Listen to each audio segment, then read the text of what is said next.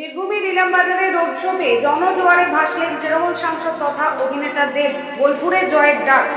নির্বাচনী উত্তাপের পারদ যত চলছে, বীরভূম জুড়ে ততই বাড়ছে রাজনৈতিক তৎপরতা। আজ 15 এপ্রিল বৈশাখের তপ্ত দুপুরে ইলামবাজারে তৃণমূল কংগ্রেসের বই প্রচারে ঝড় তুললেন ঘাটালের সাংসদ তথা টলিউড সুপারস্টার দেব। এই দিন ইলামবাজার রাইস মিলের মাঠে বিশেষ হেলিকপ্টারে এসে নামেন তিনি। সেখান থেকে শুরু হয় এক বর্ণাঢ্য রোড শো, যা শেষ হয় সুখবাজার শিব মন্দিরে গিয়ে। দেবকে সামনে থেকে এক ঝলক দেখতে ইলামবাজারের রাস্তায় আক্ষরিক অর্থেই জনজোয়ার নেমেছিল। 8 থেকে 80 সব বয়সের মানুষের উন্মাদনা ছিল চোখে পড়ার মতো।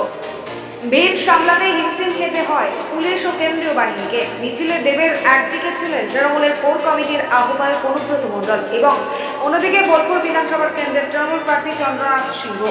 উৎপলা জিপে দাঁড়িয়ে সাধারণ মানুষের উদ্দেশ্যে হাত নাড়েন দেব। বক্তব্যের শুরুতেই অভিনেতা ঘাটালের সাংসদ দেব তুলে ধরেন রাজ্যের বিভিন্ন উন্নয়নমূলক প্রকল্পের খতিয়ান।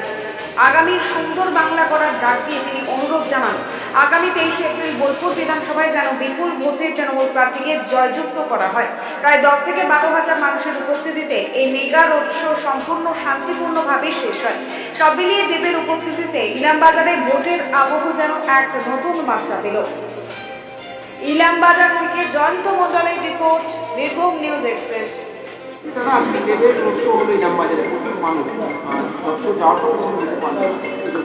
এই মানুষ ঠেলে যেতে পারে সম্ভব? কয়েক লক্ষ মানুষ এই ঠেলে যাওয়া সম্ভব?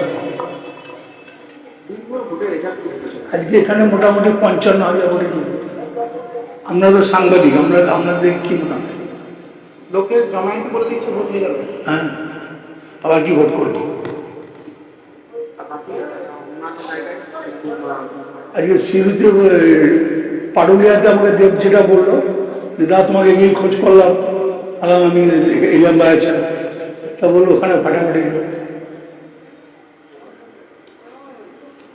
বিজেপি যেটা করছে তাদের মুখে বলি, ওরা ওদের তো লোকজন নাই, মিডিয়া আছে, ভয় দেখিয়ে আছে, পুলিশকে ভয় দেখাচ্ছে।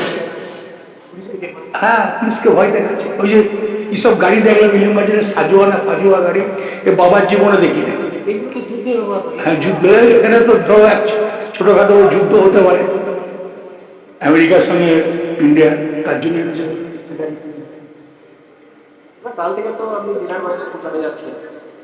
হ্যাঁ, কাল থেকে পান্ডুয়া সরকার হাওড়া যাবো, হুগলি যাবো।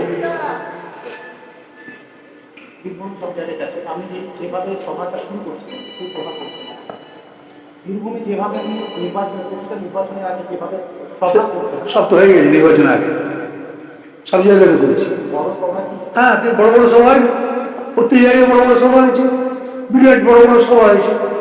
নির্বাচন আগে যা হয়েছে তাই হয়েছে,